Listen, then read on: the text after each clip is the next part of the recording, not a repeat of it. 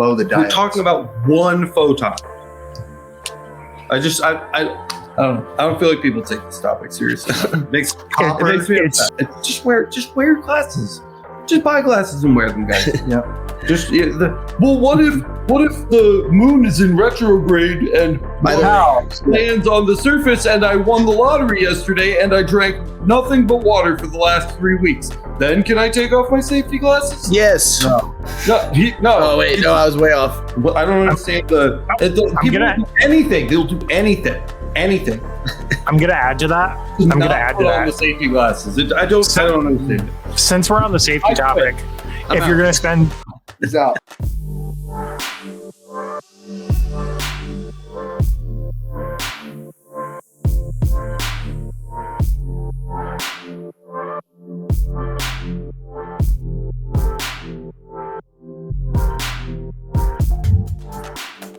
Fuck it.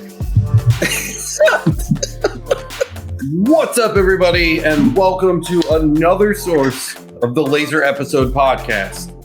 Today, I'm here with Michael Mullins, who's been hanging out with me so far this week at LightObject's facility here in Sacramento, California, and we've been getting into some trouble. Marco has been way too liberal with what he's been letting us do, and I know that we have even like crazier stuff planned. Oh yeah, we're not done. Yeah, so we're in the thick of it right now. We've been shooting vlog footage that we're going to publish like really soon, and then we've got like some beefy episodes coming up after that. Right. So we can talk a little bit about that later. But my co-hosts are here with me as always.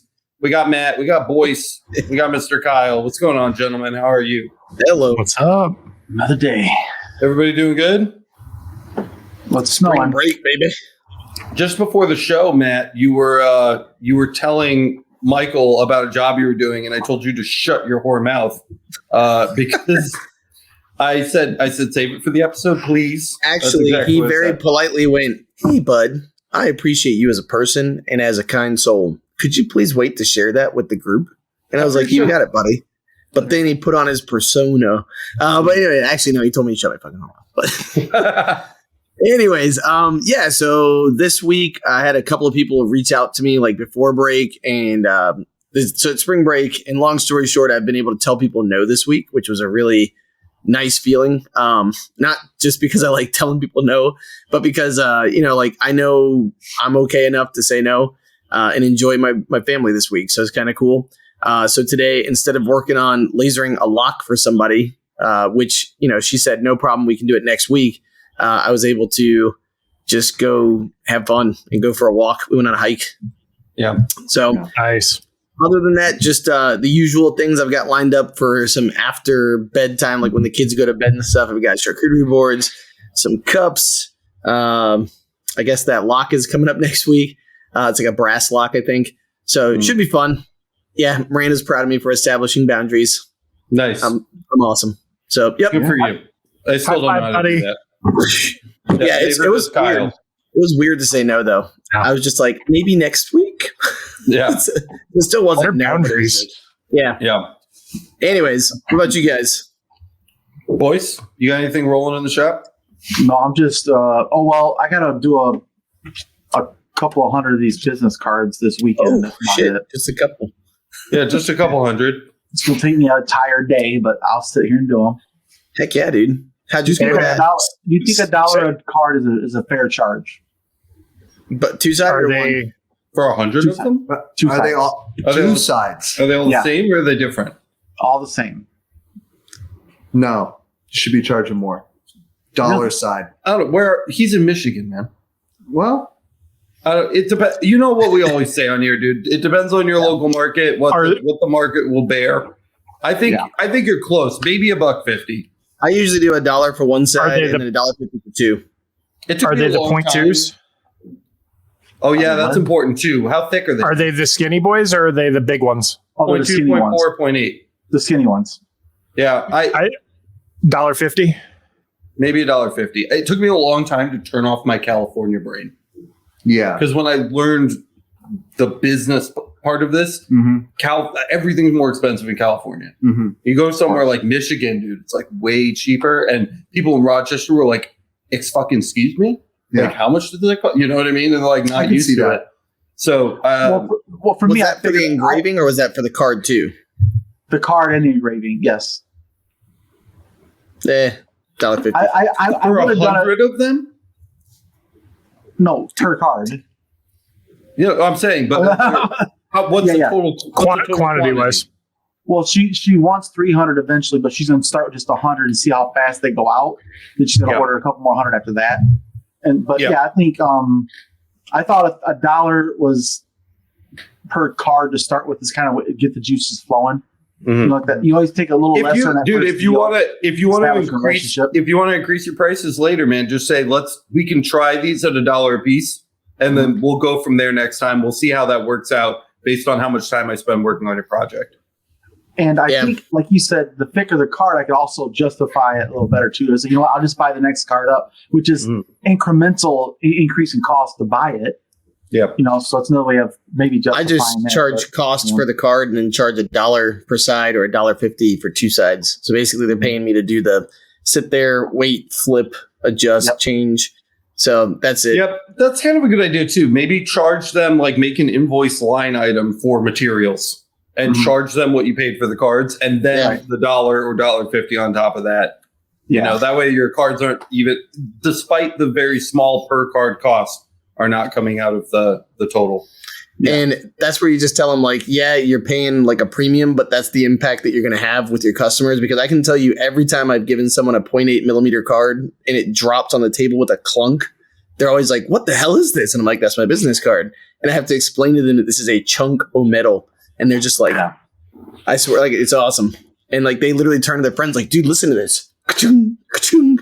So I don't know where Jack in the shop is, but he figured like $1. He figured like I mean like physically in the country. But he thinks like $1 a card himself. He said for one side. For one side. For one side. Yeah. Also, I just want to point out really quick, Miranda is yelling at me because our title card for Michael and I says The Archivist, which is a leftover from when I was live streaming with Chris last weekend to the Pokemon Archivist channel. If you haven't checked that out and you like Pokemon, go check it out. But Michael and I actually rushed back from shopping for some Pokemon cards today. And, that's a secret, though. It's a secret. It's a secret. Don't tell anybody. It's not inaccurate, so I'm going to leave it. What about you, Kyle? We haven't talked to you yet. I know that you're not actively the boys trading, but you've got something going on. What's up in the Kyle verse right now? I did a quantity pack of cork coasters for a friend. And I did a video on that. So there will be a video coming out on a refresher, an improvement. What machine did you do those on? I did those on the CO2 Galvo. Nice. So I did a rotary jig, and then nice. I kind of recorded the process of creation, and then also the method of use for light burn with a Galvo, and then the method of use for EasyCAD 2 with a Galvo. Very cool. So kind of an all-encompassing thing. Try and help everyone out. I know it's not available for everyone on Lightburn yet, so I know, and I also know there's just a lot of people that don't want to move off EasyCAD 2. So. Yeah. Jim from Edge of Tech is here, by the way. Jim! Shout out to Jim. What's going on, man? He's asking how is LightObject? Busy. Yeah. Really busy. We've had like every kind of technical problem so far that you could have while trying to do a big shoot. Had a couple of yes. We've been overcoming them. We nailed some good stuff today. We did an in-depth. I know Jimmy and I had the chance to do the unboxing. Michael and I did an in-depth look at the LightObject chillers today. And we actually poured like scalding hot boiling water into one to see what would happen. Just to see how much it could chill in the seconds that it passed through it. Yeah. Which was really cool. And then we also looked at that should be interesting. So like usually when we're talking about CO2 laser tubes, we're talking about like Resi tubes are pretty standard. Marco's really into SPTs and JKs. Those are two companies that like he really likes. So we broke them out today. Yeah. And like played with them. We like, literally got to go into I know you filmed the test chamber last time, but we actually got to control the test chamber. We controlled. So they set us up with all the testing equipment and said, all right, you got it? Fire here. Don't put your hand here. See you later. And it's like left. They left. And they left and they let us test. What idiots. And take readings. So we literally blasted like completely exposed tubes into like pieces of wood today. It was really I was about to say, out of nowhere, you just see Alex has like a phone book. Yep. Okay, we won't go through the phone book. I promise. Fine. Just hold it. It wasn't just like wood and phone books though. They also had a $3,000 Newport CO2 wattage meter. Yeah. Oh, nice. Oh, yeah. Yeah. So we were firing into the meter and getting readings. Yeah, getting readings with like by varying our milliamps that we were like pumping into the tubes. And the SPTs, interesting enough, have built-in red dot beam combiners. That's cool. Which is awesome. So you don't have to add a beam combiner if you want one. It's just in the tube. The downside to that is that it does reduce your peak power a little bit when you use that built-in beam combiner. And that was one of the things we were like kind of trying to prove. So it's the whole thing. There's going to be a whole episode on it. We shot tons and tons of footage about it today. It just reminds me of the time that I came online and you were like, you want to see what I'm looking at on Amazon? And I was like, what's that? And it was like a milliamp thing. And I'm like, I was like, what for? You're like, cuz. Yeah. Like, science. Yeah. Yeah. Yep. Being able to validate stuff is very helpful. Mark Garrett says cork is nice on the UV. Maybe that's something to try. Cool. I have not tried that yet. I have a little. I did some of the bigger. I have cork trivets. Yeah, it does come out nice. Hey, Pop, first time catching alive, man. Welcome. That's awesome. Oh, here you go. That is awesome. I always have random shit. Wayne Brooks asked if we found any secrets at LightObject. I think that's been one of the coolest parts about being there, is that there's nothing. There are no closed doors for things to be behind. No, like when we walked in, he was literally like, just like, have fun. Like, if you can find it, you can use it. Yeah. Because we were like, hey, do you have a temperature meter? We want to check the temperature of this water and stuff. He's like, if you can find it anywhere in this building, you're welcome to use it. Yeah, but we can go in. So dangerous, dude. Every door is unlocked. Every cabinet can be opened. Every item, every piece of their stock, every machine. There's nothing where he's like, I really would prefer you not touch that. No, he's not. He doesn't care at all, and that's been really cool. There's like no secrets, and it doesn't feel like he's trying to like hide anything or be weird. So that's been one of the best parts about being there. So you guys are basically like Charlie Bucket in the Wonka factory, like if he didn't care. Yeah. We're in the Wonka factory.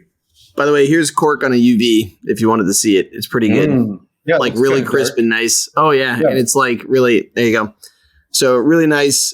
It says you attempt to stab the goblin. You rolled a 1. What does it say? You accidentally slip and dance the dance of his people. You are now married. See? Little Dungeons and Dragons stuff there. But it's really nice and like from no matter what angle, pretty slick. And there was no cleanup. It was just like beautiful. Nice. Yep. I got a couple other questions too. Go ahead, boys. What's up? I was gonna say, I've got to get a fucking UV, man. Yeah, dude, it's time. I'm getting one by the Christmas this year. God damn it, I'm getting one. I don't give a shit. I'll get a second job again if I got to. I don't give a fuck.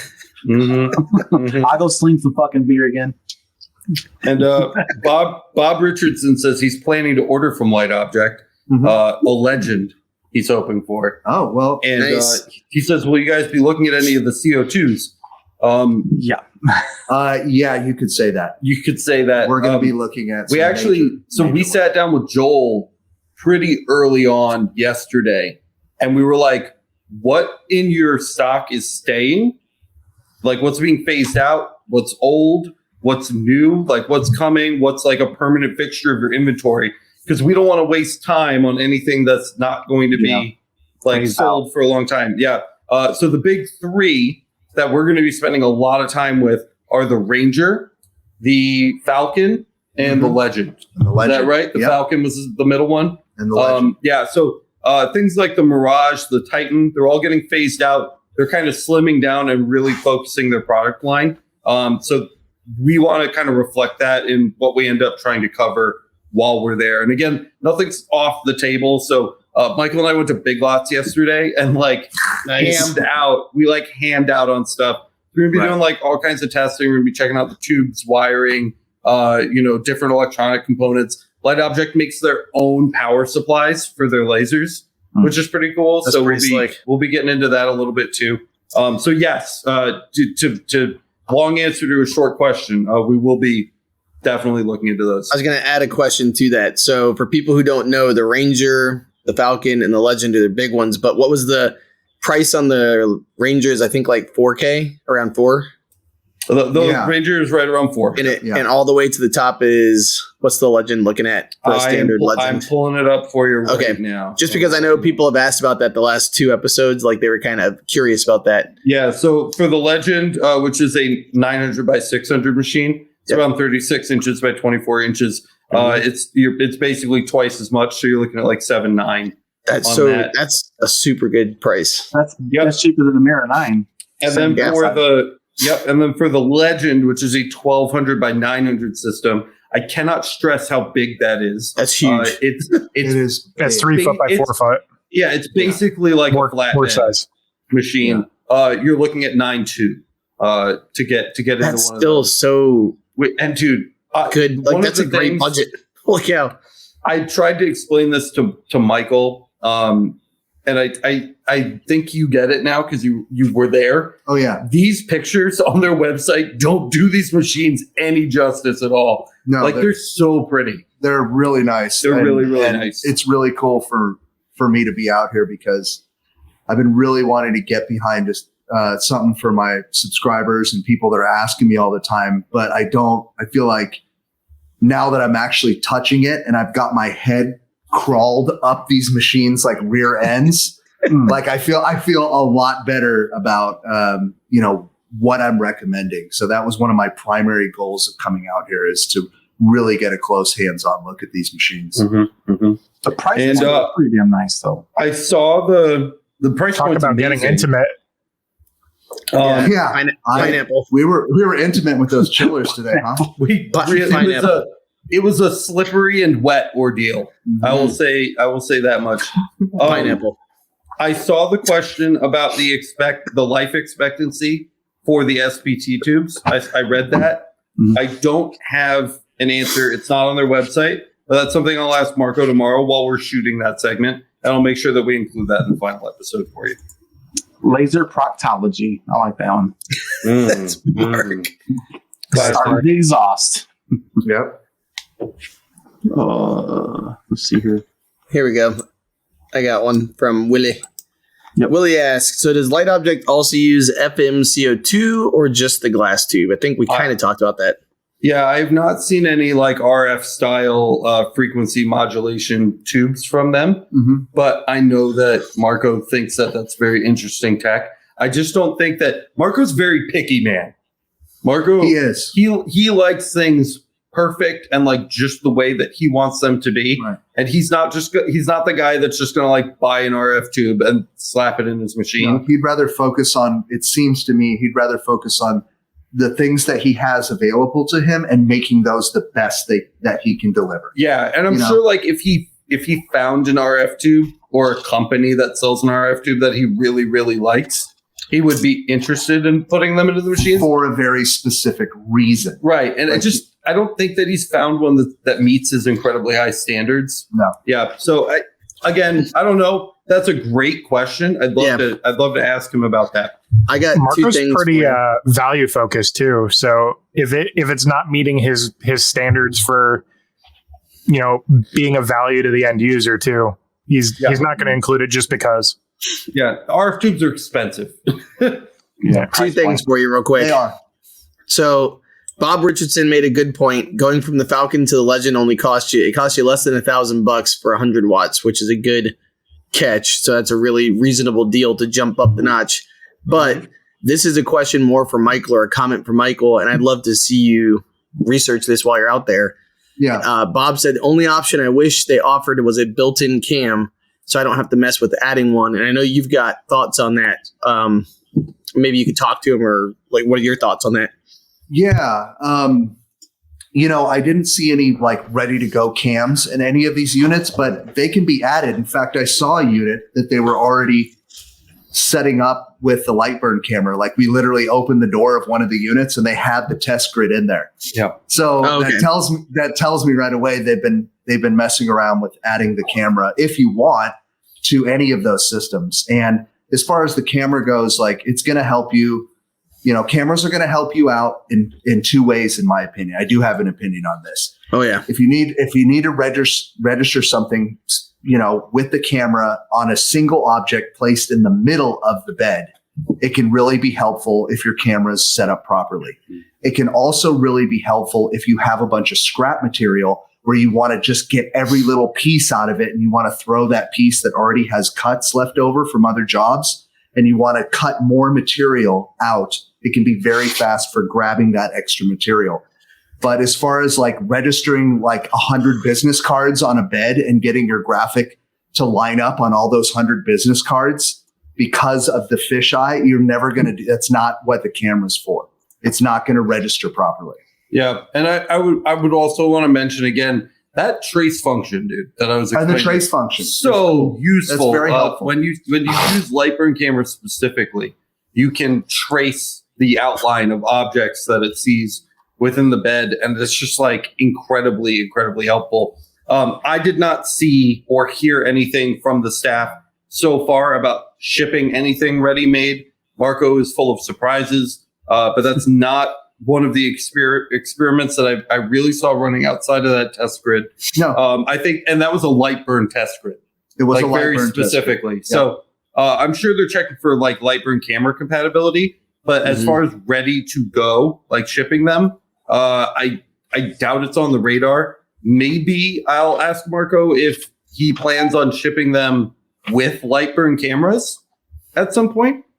That may be a thing, but there's a reason that grid was in there. Yeah, I'm not sure. So that is definitely a point where we'll have to have like a conversation about that. Yeah. Good call, Bob. All right, what do we got next?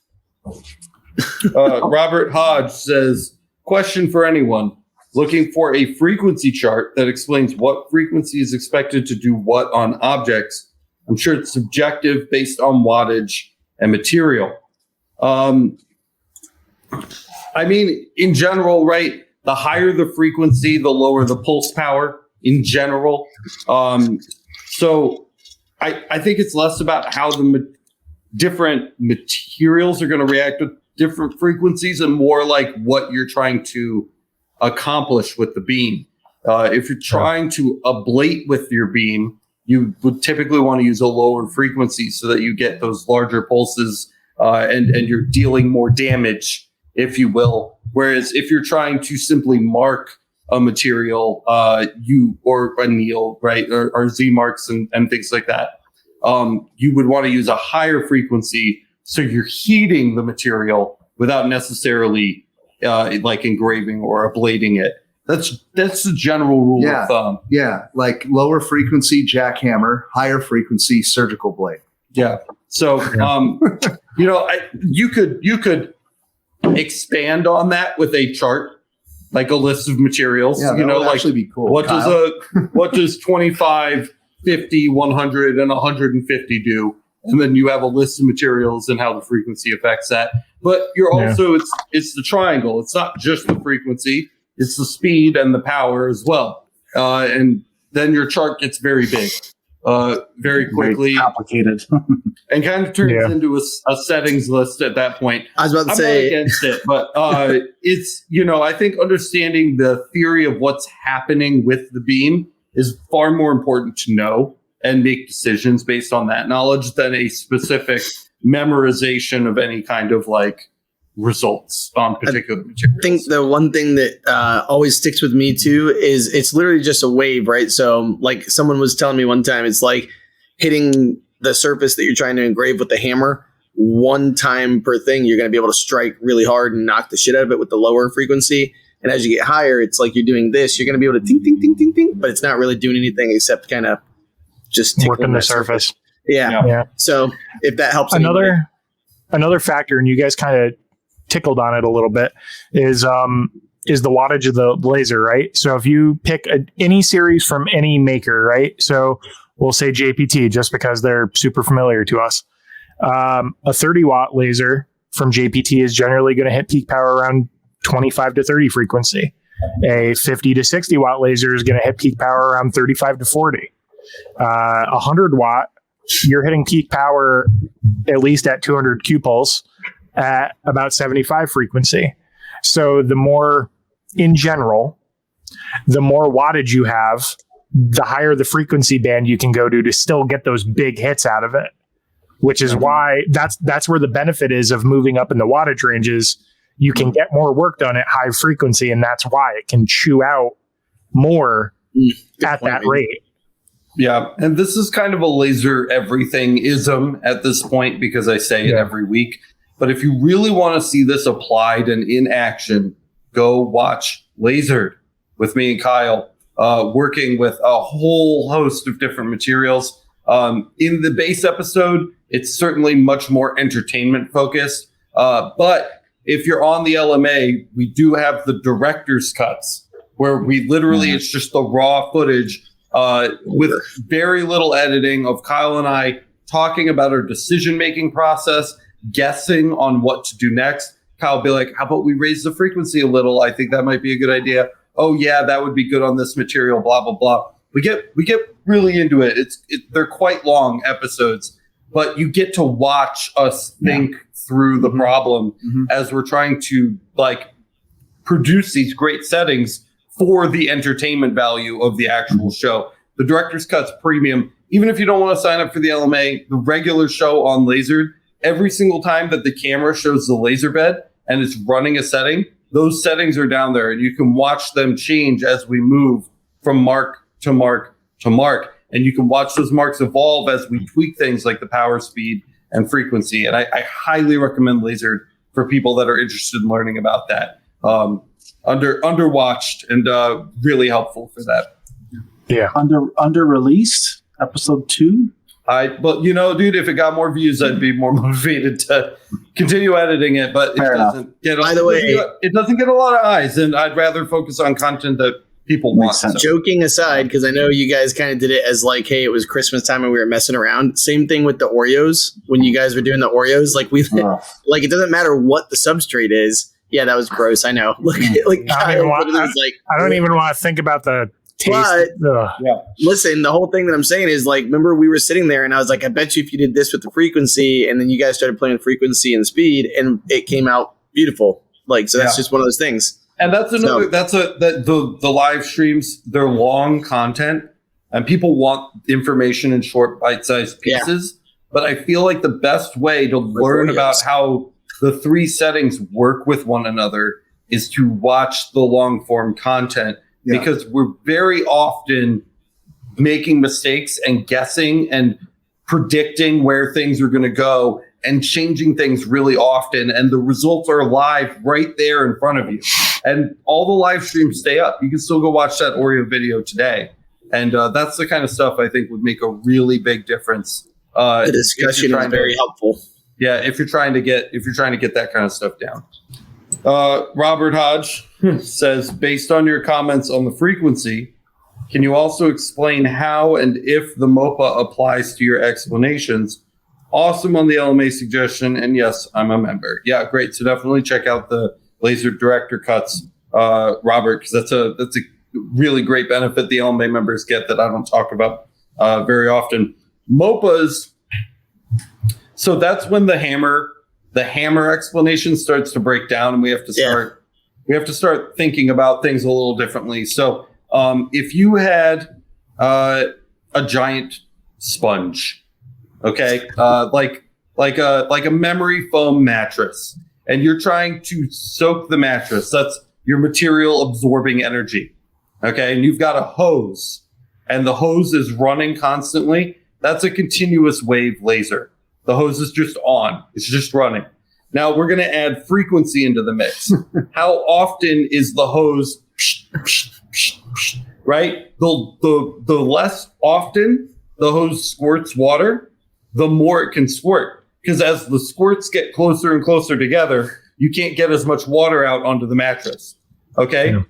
Now, your MOPAs unlock pulse width or pulse duration. And that's how long those spritz of water are. So at really high frequencies, your pulse width is limited because you cannot extend the width of that bit of water any longer before the next one comes in behind it, if that makes sense. At low frequencies, your pulse width can be very, very large because it's not firing that often. So you have time for bigger spritz of water when they come.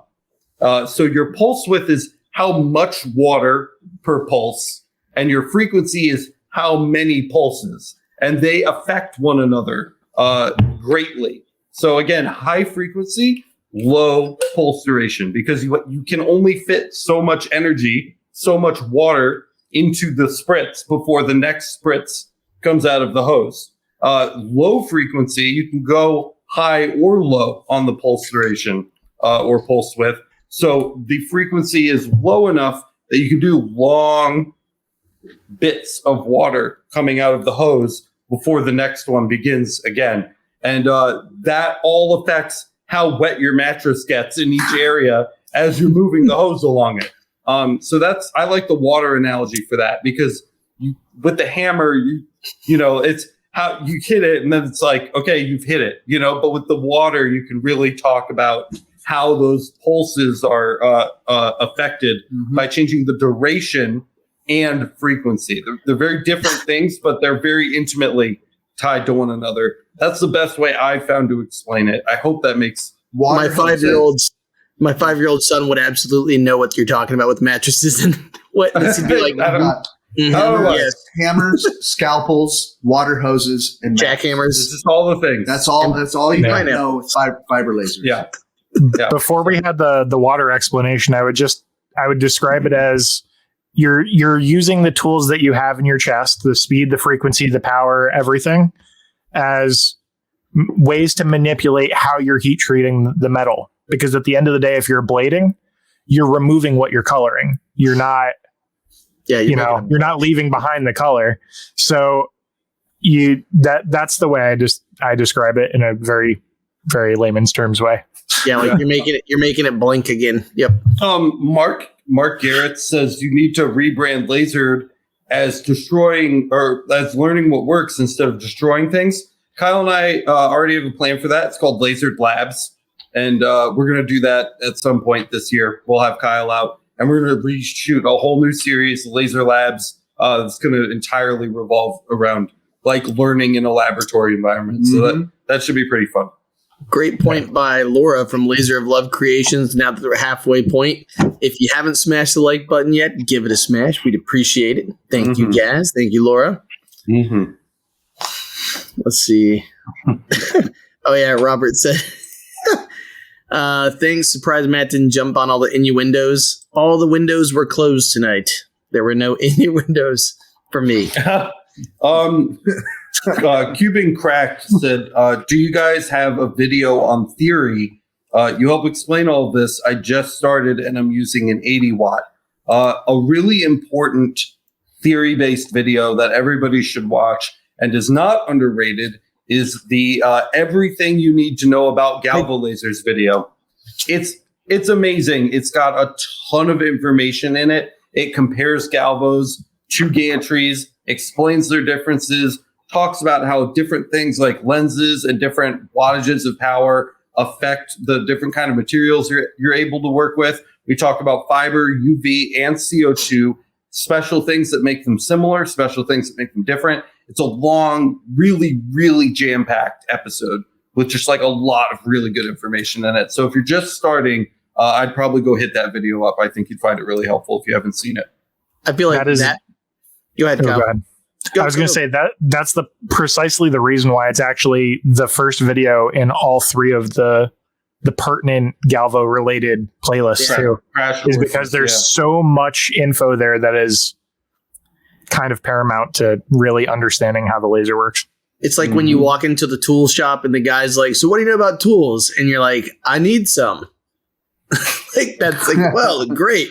But the other one too is the which laser to buy. So that video that Alex just talked about and the what laser to buy in 2021 video is still literally like, because people are always like, I don't know if I need a JPT or a Rakis or I don't. And it's just like that explains so much about the tools. And now that you bought the tool, here's how you use it and how it all works.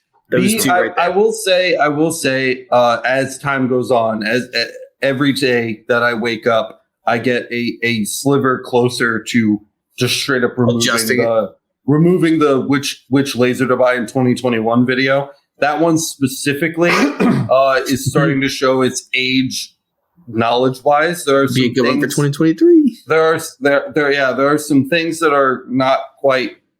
They've changed, or just I didn't know what I was talking about. Because believe it or not, we learn more every day.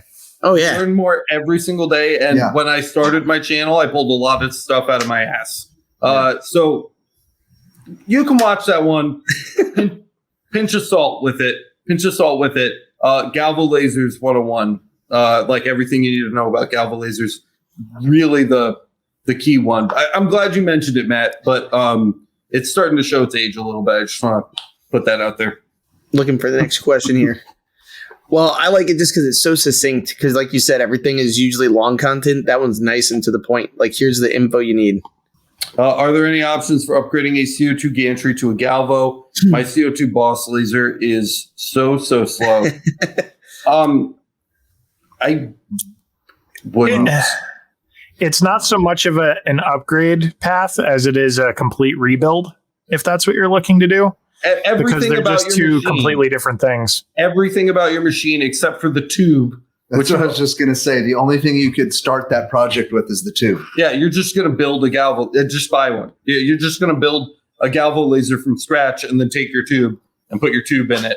And even then, I think the tube is going to require some modification. I don't think it can just be slapped into a Galvo setup. You don't really want to use a glass tube either, anyway. Most CO2 Galvo lasers are pulsed lasers, and the CO2 glass tube is continuous wave. It's going to be weird, and you're going to run into a lot of issues. And like everybody has said multiple times, you're going to be rebuilding the entire machine. I wouldn't do it. If you really want a CO2 Galvo, I'm looking to purchasing one. We have a lot of great options on the buying guide. It's lasereverything.net/buying guide. Check that out. One more factor I can throw into that too is cost. You're probably going to spend more on building it than you would on buying it. Is the other realistic factor. Because by the time you finish buying all the parts you would need to upgrade it, you've piecemealed it together. And it's kind of like building a car from scratch rather than just driving down to the dealership and buying one. Yeah. All those replacement parts are going to add up very quickly. You're probably going to end up paying like 30 to 40% more. Totally. Yeah. And from like a quality build.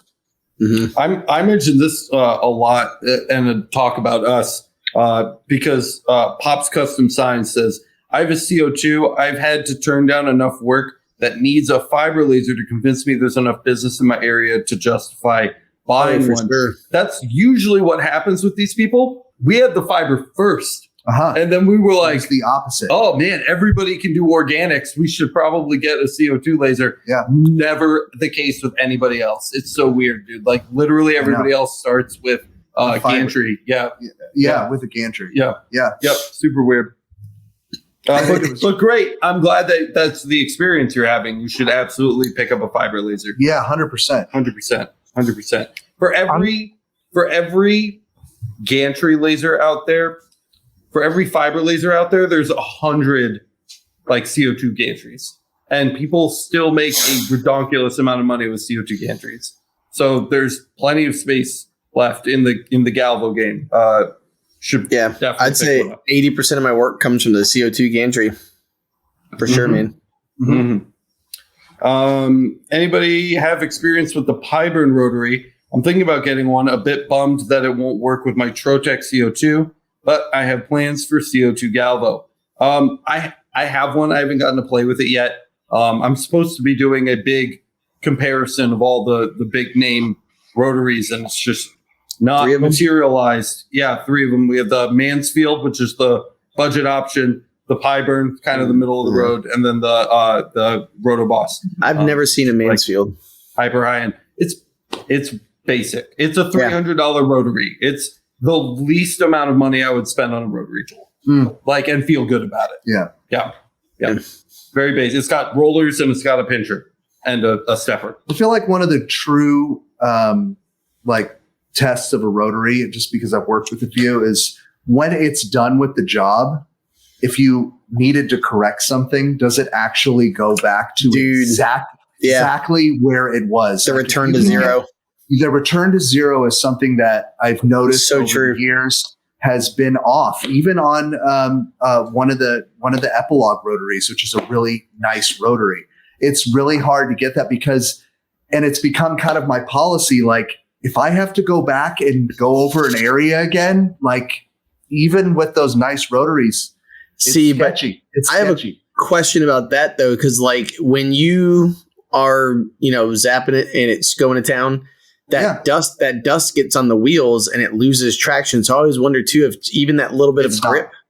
It's not, because I keep my wheels grippy and tight, but I do too. I clean the shit out of it. If you leave the dust on your wheels, if you have some brilliant spray left over that you're not cleaning off, that can cause a major problem and slippage, even on a tiny scale that you might not notice. Well, and that's where, I use these on mine like every so often, like every 4 or 5 cups, I'll literally take a little alcohol wipe and I just turn from 0 to 600, which is my Y.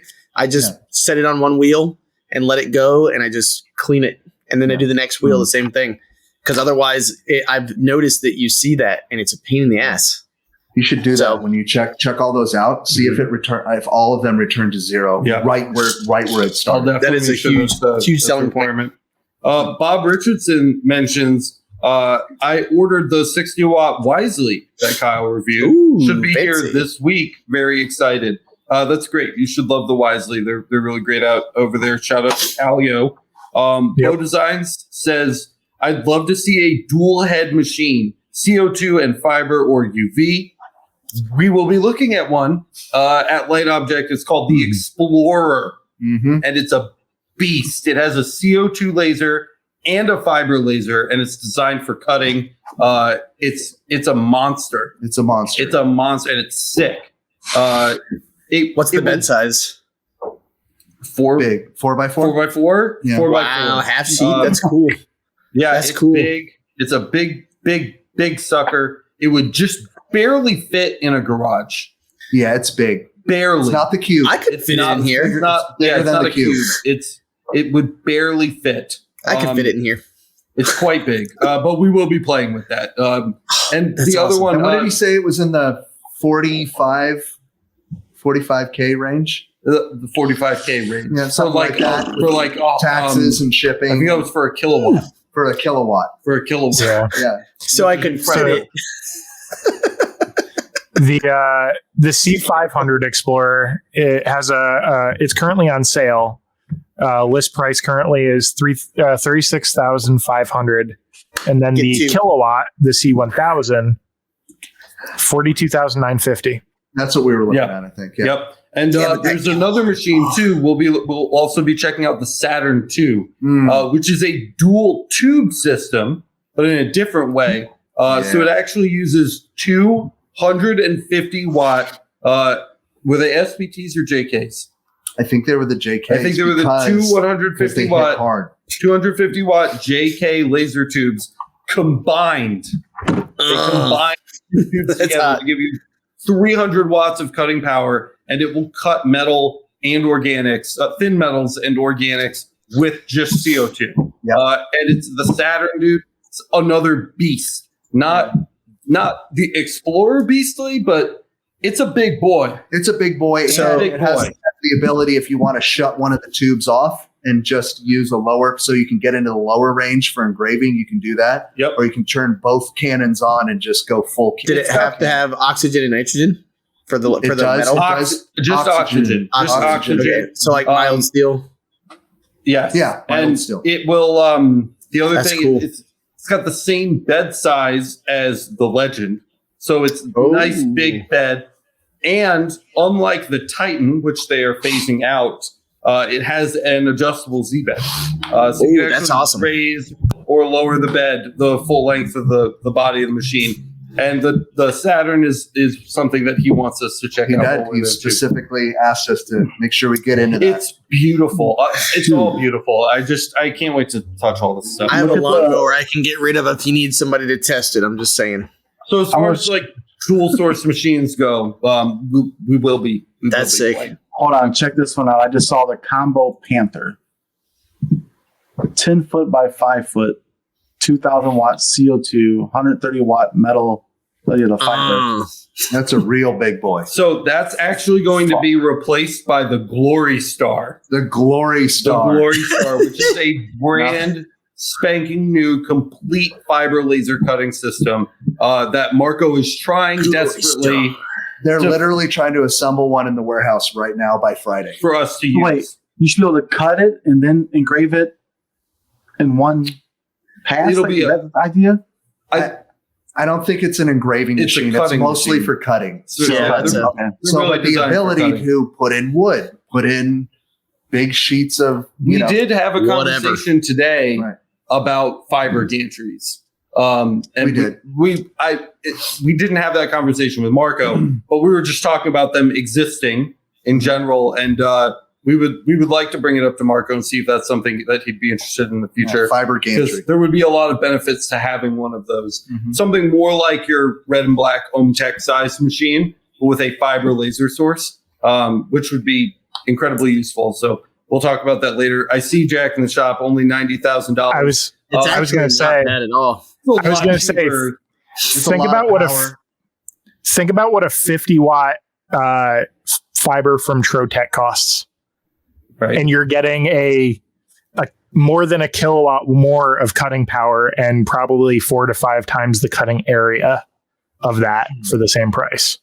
Yeah. So just for context. The The other thing too is think of the business that warning opens up for you. I'm cutting, about to. Yeah, I figured. and don't forget, for any of you listening and looking at these glorious machines, they are glorious. There is a hidden cost that comes with them, and you're probably thinking, "Oh, it's the 3-phase power, or it's the 2-phase power." If it's not, it's not. It's actually the oxygen and the nitrogen required for these large machines to get clean cuts. Yes, you can cut all the stainless steel, aluminum, mild steel, all those metals. But if you are not dumping metric tons of gas into your cut as you're doing it, your cuts will all be slagged. You might as well just get a plasma cutter. I mean, specifically nitrogen. So really. the nitrogen is a huge cost of running one of these machines. Oxygen, not so wasn't much. so bad. No, oxygen wasn't so bad Oxygen's not because so bad. it's Way lower pressure. and it's not necessarily the cost. It is the cost of a tank of oxygen versus nitrogen, which is more expensive, but it's the volume at which the nitrogen needs to be pumped out. It's so much. The pressure was like, I don't know what it was. I don't know what the pressure was. It was We just would draining tanks by the empty minute. full-size tanks like by the minute. Right. Yeah.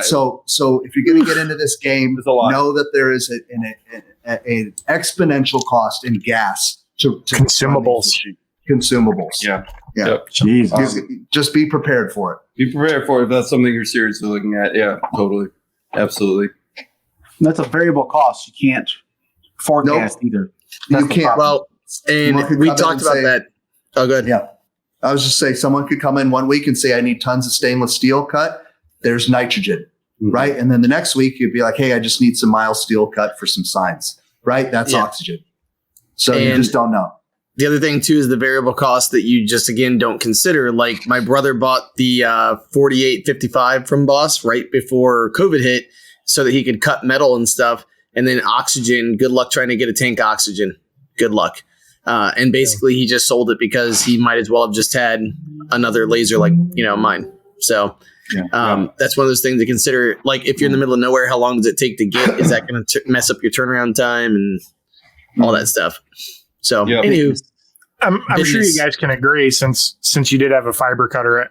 I'm speaking maybe out of not knowledge here, but I'm sure too that part of the purchase and part of the inherent cost is also learning too, because you need to fund that gas until you know what you're doing. And then at that point, literally burn to learn. At that point, you can turn around and start charging that as part of what your customers are paying. But until then, until you know what you're doing and producing a product, that's coming out of your pocket. Yeah. Shit sandwich. A lot of people are freaking out about the $90,000 price tag on the fiber cutters. Pretty cheap. We're going to play with those and talk about how they work, because we want you to know that they're out there and like they exist. We're not like trying to sell you on one. Nope. We're not trying to make you buy one. If I can't buy it with my bank account, I'm certainly not going to look at somebody else and tell them they need to buy it. We just want to like educate people, just like we always do. That's why our channels are here. We want to educate people, show you this technology exists, and maybe if we're lucky and smart enough to handle translating it, teach you a little bit about how they work. Absolutely. By the way, guys, new link on the Laser Master Academy this week for loan originators. All right. It's just really cool because how often do you get to play with these things, man? It's so cool. Yeah. That's really what it's about. We just want to go play with them. The toys. Take some close-ups of them working. There's some really cool features, but really we're going to be focusing on the CO2 stuff. Yeah. We do widgets as I run a laser that uses nitrogen, and the cost hurts. So they know for sure. Oh, man. Edge of Tech is asking, what's a good enclosure for a 30-watt MOPA, or should I build a custom one? Building's going to be way cheaper. I know it's something, Kyle, you've been working on. Do you have any thoughts on that? Have you seen any enclosures that you like? And what has the process been like so far for your build? So I have not built one yet, but I do kind of have the start to a parts list, at least for the most part. So cost of building one versus buying one is going to highly depend on what you're using for kind of the majority of your siding material, like what you're using for walls and framing. And then the other factor is, are you going to have a window? So if you're going to have a window, it's got to be specific. Well, if you want it to be a functional window in terms of safety, it needs to be specifically rated for the wavelength of the laser. So for example, if you're using acrylic or just sheet glass, that is not going to provide an ample amount of protection for you. And there's a high chance that if there's a reflection through that, you're probably going to go blind, or at least get some type of damage to your retina in some way. If you get rated glass for it, it's going to have an OD rating for that wavelength. And usually you're talking anywhere from $90 to $150 by cubic, or not cubic, by square foot. Not even a sheet, a square foot. It's expensive. Just on that note, because people are going to want to know where to get it. Laser Everything, as an organization, we still highly recommend No IR Laser, which is a company we have zero affiliation with, and they continue to get my recommendation. I don't get paid a dime. They just make the best shit, and you can buy their filters by the square foot. So you can search your wavelength. That's right. And you can say, I need 3 square feet of this, and they'll ship it to you, and you can cut it out or route it out or whatever. You can even call them on the phone and just say, this is what I have. This is my laser. What do I need? Yeah. Like you can use the sliders on the side and figure it out yourself. But if it's confusing, just call them. They'll answer the phone. Yeah. And you can buy the material you need to cut your own window. Mm-hmm. Yeah. They'll even, so if you want just a nominal value that fits into a cutout that you're using, they'll even cut it to like your exact dimensions if you give it to them. So they're very helpful. A lot of people are mentioning the Cloud Ray enclosure in chat. If I got a Cloud Ray enclosure, I would probably replace the windows on it. It's an opinion. It's like I'm being speculative, but I would personally, that is what I would do if I bought a Cloud Ray. I wouldn't trust those windows if it were me. I know. I talked with Pascal about those, and he told me that the ones he has for his work for fiber, but not for UV, because I was looking for one for UV, because UV is so much brightness everywhere. I actually was considering buying one. So I don't remember the price, but I know it's more than that, I think. So yeah, I agree with that whole, like, is it really safe? Because I trust the stuff I get from him pretty good, but just saying. Yeah. So it's enough to think about. The other, if you are going to go let me be just incredibly clear. I'm not saying that they don't work. I'm just saying I would replace my windows. I have to draw that line because you could have bought, because I see people in chat going, dang now. And it's like, you could have bought a perfectly good enclosure. I don't know. I'm just saying if I ordered it and that's what I paid, I would probably replace it. That's all. Knowing the price the other places charge, yeah. That's all I'm saying. So don't, again, pinch of salt on that. Unless at the end of the day, you're not really going to know unless you get a laser power meter. Yeah, or you at the very least, you can say, hey, is this just green tinted acrylic? Or what are you using in this? Can you tell me what is the material? And if they come up with a response that's kind of like wishy-washy, I maybe think about it, but they come up with a legitimate response. This is the material we use. This is why we use it. This is what it's rated for. I don't know. Ask him the question. Ask him the hard questions. I wish that Chris was here because Chris does this for a living. He literally does. He creates laser filters. Yep. There's a whole process where like they have to go in these big like vacuum chambers and get coated with like a really precise like chemical process. Everything from complete lockout to letting some through just a little bit. It's like a really complicated, involved process that he's involved in. And he does this for like the military industrial complex, but it's the same thing. You're blocking lasers, and so it's the people that are on the acrylic is fine train. Like, I don't know, enjoy your vision. But it's a little dicey. It's dicey, man. Did you get one pair of eyes? So just I would pay any amount if I was blind. If I woke up blind tomorrow, I would pay a good money, shit ton of money to bring my vision back. Oh yeah. So consider that, now, going into the future. I don't know. I'm rambling. Somebody else talk about something. The only other thing I would mention since we were talking about doing DIY, if I was going to buy the stuff tonight to build a frame and enclosure tomorrow, I would just buy like 20/20 or 30/30 extruded aluminum, and they already have the grooves in them. Just put some sheet material in there and you have walls. The fittings to connect them are cheap, and you can bolt them together and they're just ready to go. They're easy to cut. So that'd be the way I would go. They're relatively cheap, especially for what you get. And in my case, a normal enclosure isn't really going to work for my Galvo table because I have 3 machines on that table and there's not enough space between them. So, to get one that would work for the entire table, it would cost me like thousands. So I would just build one. I'm very irritated right now because I'm just realizing whoever posted the Laser Everything link to No IR, No IR changed They did, and their website is their domain. Their domain changed. Yeah, I just noticed that too. That means all of our links on the buying guide are broken, so we need to fix that. Amanda, so just a side note, neither here nor there. Sorry. Never mind. I'm rambling. He's yelling out, Kyle. Kyle, where's Kyle? Let's see. Here's a good question for you to refocus. Get it? Laser joke. All right, fuck me. Okay. Wait, before that, Bo Designs is saying, how would you go about testing the windows to ensure the OD rating is accurate?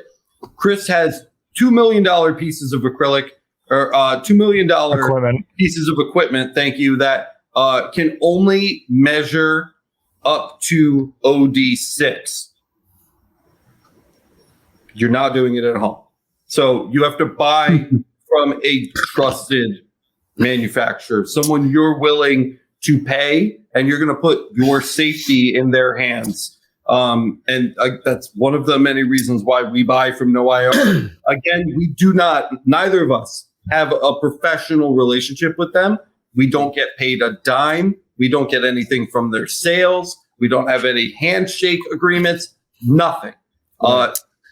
We don't mess around with this. It's not worth money to get any kind of affiliate commission from a different competing company. No. This is the shit that you want to protect your eyes. So yeah, you cannot test that at home.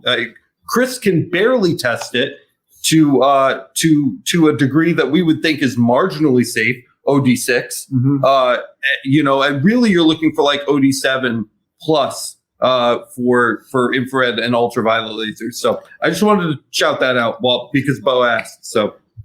And I was going to say the one good thing about No IR's website, when you look, is all the information that Michael was telling you to ask. They've already got published to all of the testing that they do.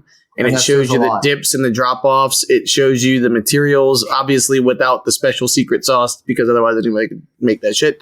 But all the testing's done, and they've got their seals of approval from the regulatory commissions that oversee that. So for them to be able to post that information, the regulatory commissions have said, yup. So they've seen those reports and concur. Yep. So I see G. Smith is asking glasses or goggles, whatever fits best. Just make sure that it seals well, especially on the sides, especially for ultraviolet. UV, particularly dangerous. Even just stray like up off your face underneath. Kyle and I have gotten headaches from the UV just bouncing up in here. So you really need to protect against that as well. If you have a particularly large head and also wear glasses, get the goggles. I got a big old fat head. It's very difficult to get glasses that form fit around your glasses and face. Goggles are going to be a much safer bet if that fits your description. And didn't you say they had ventilation in them too on them, right? They do. Which was really nice. Most of them.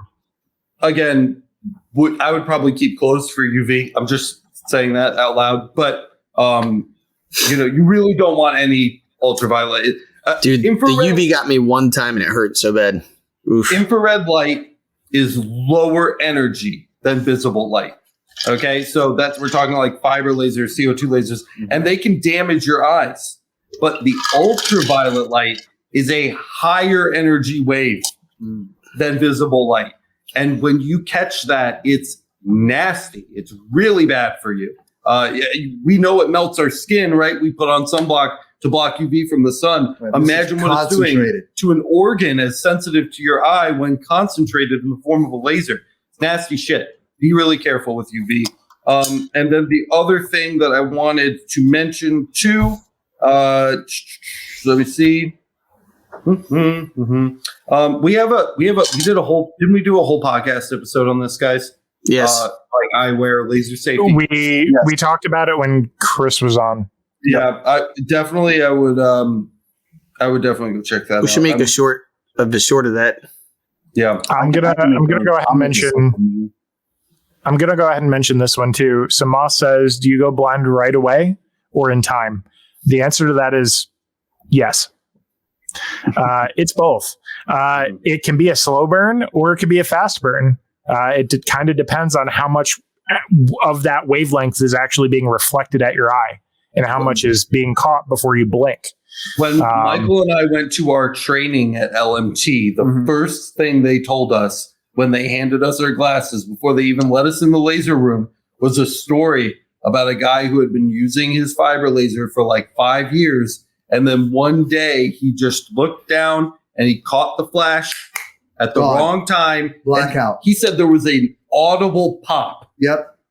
When it busted his shit up, dude. And it was just complete blackout. Because he just got a direct photon reflection into his eye. The reason we don't cut copper too close to copper or, mark copper too close to copper with our fiber lasers is because one single photon can bounce off of that copper back into the machine and destroy your laser source. Yep, and go right back down the fiber optic tube, right into the source and blow the diodes. We're talking about one photon. I don't know. I don't feel like people take this topic seriously. It makes copper and silver are the most highly reflective metals. Yeah. It's kind of like the epitome example of when you stick your finger in the end of a light socket, a gun. No, a gun, like in the cartoons, and it blows the barrel. That's like, if it comes back, if that doesn't go the right direction. Yeah. G Smith is asking if UV is worse than welding flash. Does welding flash go away, or is that permanent? It can be it can be very painful, and it can be permanent. It can make blind spots. There, I think that's two-sided too, because the flash from welding can also just be from brightness. It doesn't necessarily have to be from a particular wavelength even hitting your eye. That could just be visible light being bright. So there's two distinctions to be made here. There's a filtered light wavelength that can damage your eye because it's concentrated from the laser. And then there's just bright light. So if you look up at your ceiling light right now, that's 100 or 200 watt worth of lumens, you can absolutely damage your eye from staring at it. Kind of like staring at the sun with sunglasses on. It's still too bright. So, and that's a really good point too, because there are a lot of, even no IR makes a lot of glasses with very low visible light transmission and very high visible light transmission. So even if I'm watching my fiber laser, if I have a very high VTL or VLT, visible light transmission, that means almost all or a vast majority of the visible light being produced by that reaction is still passing through my glasses, and you can still damage your eyes with brightness. So that's really important. Lower VTL or VTL. I'm thinking of BLT, and then I get hungry. Volatile light transmission. Visible light transmission. Yeah, sorry. The lower the value means the more protected you are from the visible light, not including the laser radiation. And the higher the value, the easier it is to see. So there's a balance there too. All right. I know it's off of this, but Bo a while back had asked, how long would a CO2 tube last on the shelf? So like you buy an extra one, how long does it last on the shelf? Climate controlled? Gotta be shielded from UV? Gotta be climate controlled. Gotta be shielded from UV. We should ask more. It's metal and That'd glass, be a great bro. question. I would say, like, for all intents and purposes, climate controlled and shielded from UV indefinitely. Right. But if there's any kind of a slow leak or anything, the tiniest leak. Humidity. You're right. Humidity and UV are going to be your biggest enemies. Yeah. If it's stored in a... Here's a great example. Marco has a gigantic warehouse in his facility, and all of the laser tubes he keeps in offices. He has literally entire office building rooms emptied, just filled with laser tubes, so that they're in the climate controlled. Are they stored horizontally too? They're horizontal. Yeah, they're stored horizontally. Yeah. I saw somebody who had taken it and turned it vertical, and to me that's so scary because it creates what Michael just said, which is the leaks. All it is, those ends are so fragile. And they're just they're also rounded, and it's like there's been work done on those pieces. Yep. Dude, put those things flat because that's how they're meant to be. Keep them flat. Yeah, and I see there's a lot of anecdotal answers coming into chat here. I think that a lot of the ranges people give you for tube storage are not based on ideal conditions. They're based on normal use conditions. Yeah. So they're not expecting them to be stored in a way that is going to,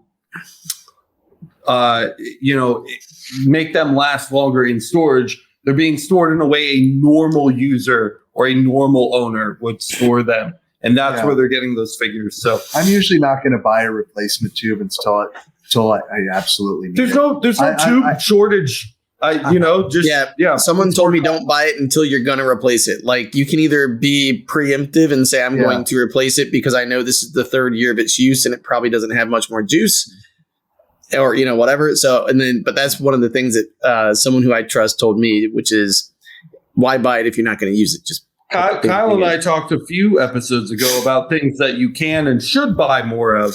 Belts, lenses to stock up on, and mirrors, lenses, belts, belts for sure. Holy shit!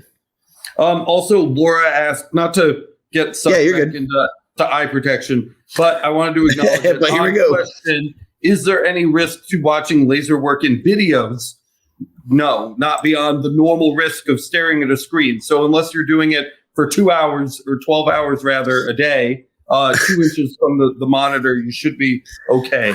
Alex. Otherwise, Alex would be blind because his shit's just him editing shit all the time. All the time. Yeah, I'd be in really, really big trouble. It's got the same risk as smell-o-vision to making you hungry.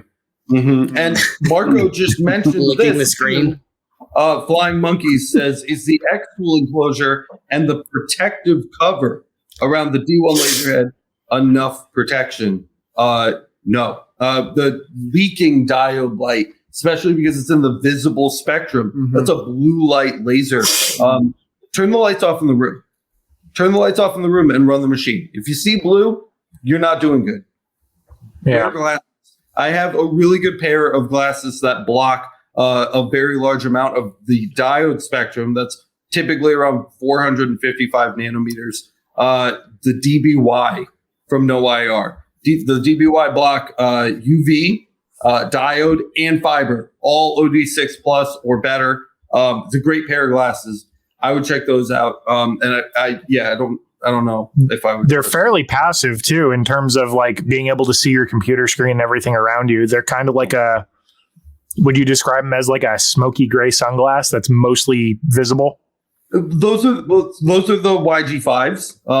Okay. More fiber based. The DBYs are a little more like orange. I was thinking of the wrong ones. Diode protection, but a really good pair that I would check out. Just wear glasses. Just buy glasses and wear them, guys. Yeah. What if the moon is in retrograde and my house lands on the surface and I won the lottery yesterday and I drank nothing but water for the last 3 weeks? Then can I take off my safety glasses? Yes. No. Oh wait, no, I was way off. That was the most dad-like thing I've ever heard Alex say. That rant was such a dad rant. It was great. You can afford a $600 machine, to burn things with fire and concentrated light, you can buy a 200 pair of glasses to protect your eyeballs. It's like, I don't understand people will do anything. They'll do anything. I'm going to add to that. The safety glasses. I don't understand it. Since we're on the safety topic, if you're going to spend $600 on a machine and also buy safety glasses, you should spend $10 on a fire extinguisher at Walmart. There you go. Even saw a post in the Facebook page of someone that left it unattended. That burned their whole fucking room in their house down, man. Oh yeah, not cool. Don't do that. You don't leave lasers unattended while in use.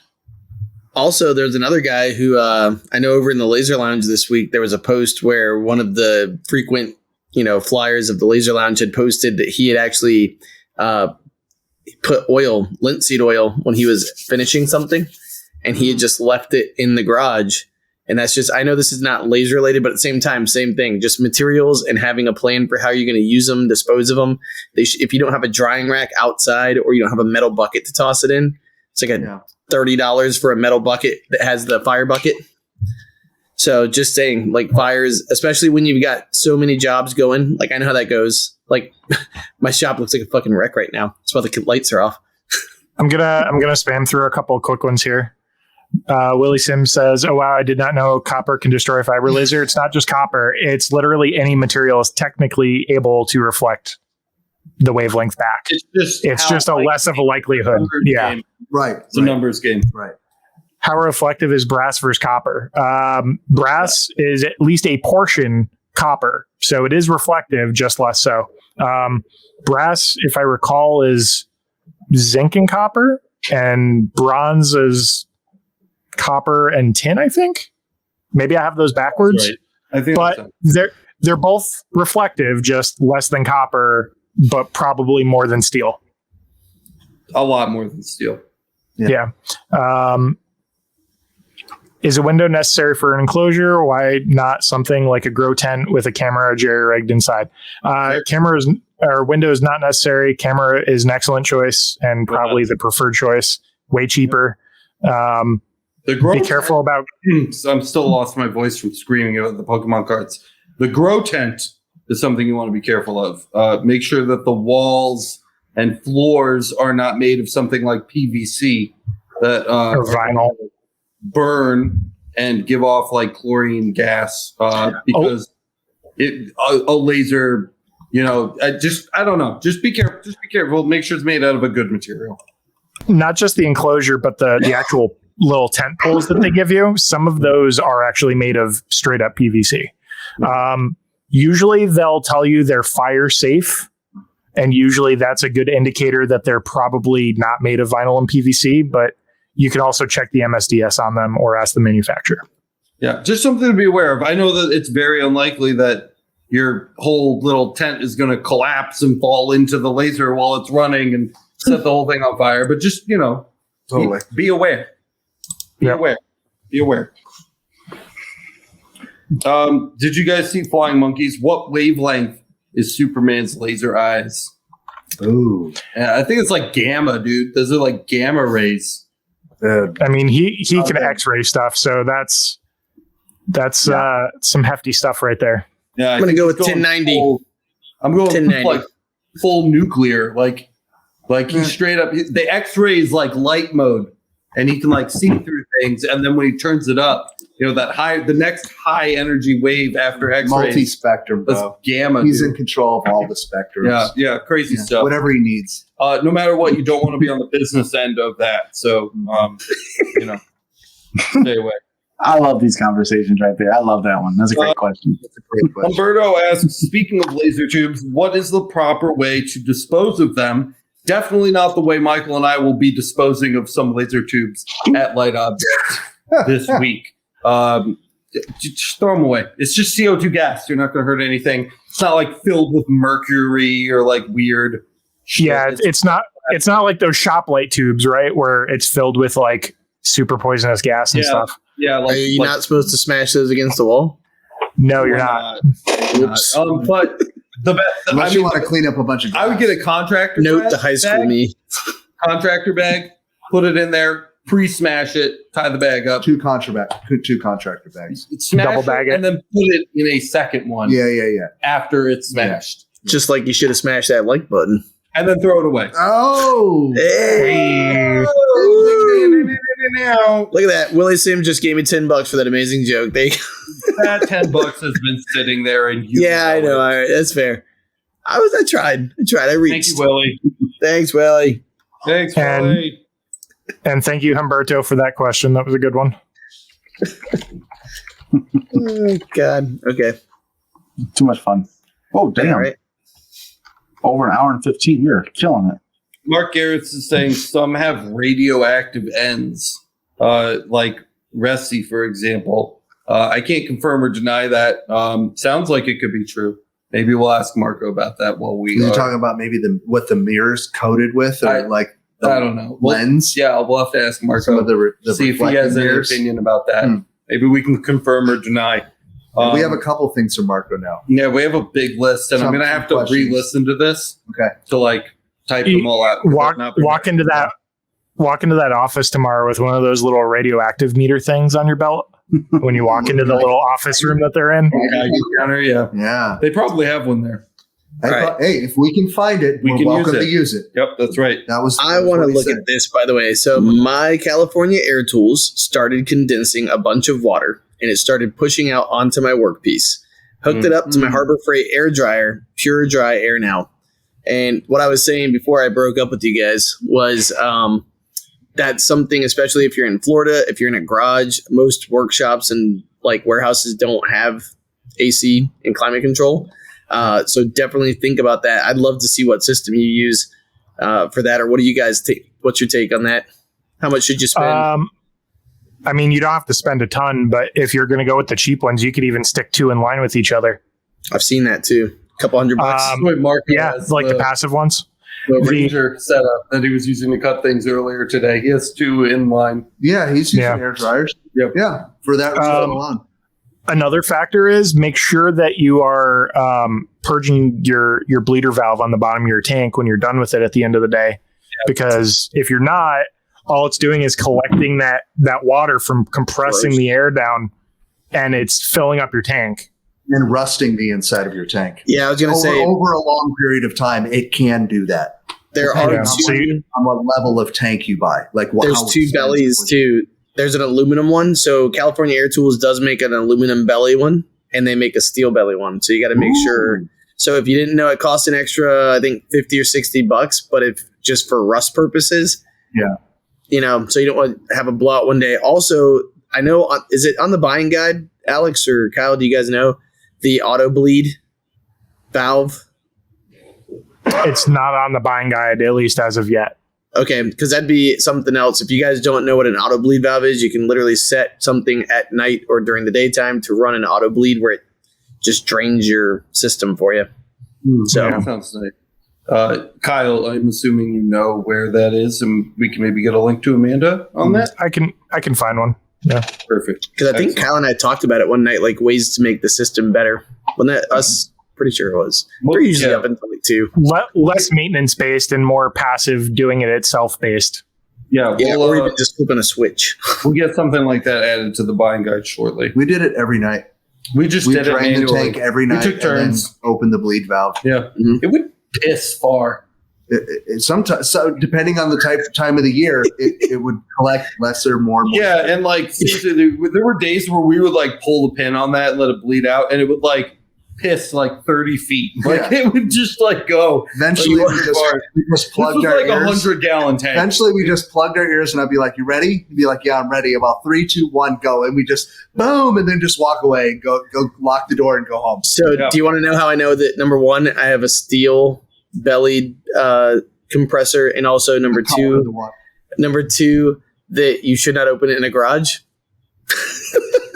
Because I'd never had a compressor before, and my brother's like, make sure you bleed that thing, and I'm like, how? And I'm on a FaceTime with him, and he goes, pull that thing right there. And before he could finish his sentence of when you get outside, I was like, here? Spray painted rust water all over my fucking garage. I had to pressure wash the garage to get rid of it. It was awesome. And Willie Sims is coming in with one. This will be our last question today. Okay. He's asking, so a question on the reflection danger. Would it be better to run your jobs off-center so the reflection of light is off-center? Oh. Yes, but that's overkill for most materials. Unless you're working on something known to be a reflection danger, like silver, gold, copper, are all going to be really your biggest enemies there. Basically what happens is when you have an object that you're going to mark with a laser, if the laser's coming straight down onto that object, it can bounce off and go straight back up. If your object is over here, the Galvo mirrors are now shooting that at an angle, and there's a lot more ways that photon can bounce other than straight back up into the lens. So it can be helpful. There's always still a chance. It's a crazy world we live in, and physics doesn't make any fucking sense. So be careful, but yeah, that can help. And it's a common aid for that issue. Yeah. I'm going to mention one more thing. Bob says he hopes we get a chance to check out the fume extractors in reference to you guys, and shoot a vid while you're there on that as well. Yeah, we looked at, they have a prototype there. They have an interesting prototype coming up. It's got some really fascinating technology. Not finished. Not sure if it's there yet. It's not finished, but we'll talk about it. We'll definitely show it a little bit. You'll see it. Even if it's just in one of our vlog episodes, you'll get a look at it. But it's huge, and it costs a lot of money. What's going on, Matt? It's a prototype. Just being professional. Yeah. Oh, yeah, that's great. If you guys want to hear something funny, don't forget to check out Emergency Stop. You can find it over at emergencystop.net. Michael's been on in a bad way. We need to have like a real. Yeah, we have to do like a real thing. It's pretty funny. It's good stuff. Also, I pulled like a super amazing Charizard on my hobby channel, Pokemon Archivist. It was a lot of fun. I like screamed and cried on camera. So if you want to see me scream and cry, you can check that out at the Pokemon Archivist. I don't know. If you like the video, guys, smash the like button. Let everybody else know the content is good. Don't forget to subscribe and hit the notification bell so you get notified the next time we upload an episode of the podcast. What about March? Merch. Oh, merch. Boyce, of course, is saying go buy some merch. I didn't. I know you don't even got it today, but Mine's under here. Michael, plug your man. nonsense. If you haven't heard of Laser Engraving 911 yet, go check out my YouTube channel over at Laser Engraving 911. It just dropped a video on laser engraving anodized aluminum. And there's actually a pretty cool deal for the vendor that I got all the aluminum from. So make sure you check the description in that video as well. Our channels go really well together because Laser Everything is really technical and like theory, and yours is very much application. Mm-hmm. So if you want to learn why things work the way they work to take better advantage of your system, Laser Everything is where you want to go. If you want to see how those things are applied in real life, definitely go check out Michael's channel too, because he's got a lot of great content over there. So that'll be a good time. And I think that's just about it. Shout out to our LMA supporters. You guys are the reason we get to continue uploading all of this content for free for everyone. So we have you to thank for that. We appreciate you. If you want to join their ranks, head over to masters.lasereverything.net to find out more. And I think that's all I've got. So thank you so much for watching, and we will see you in the next one. See ya. See ya.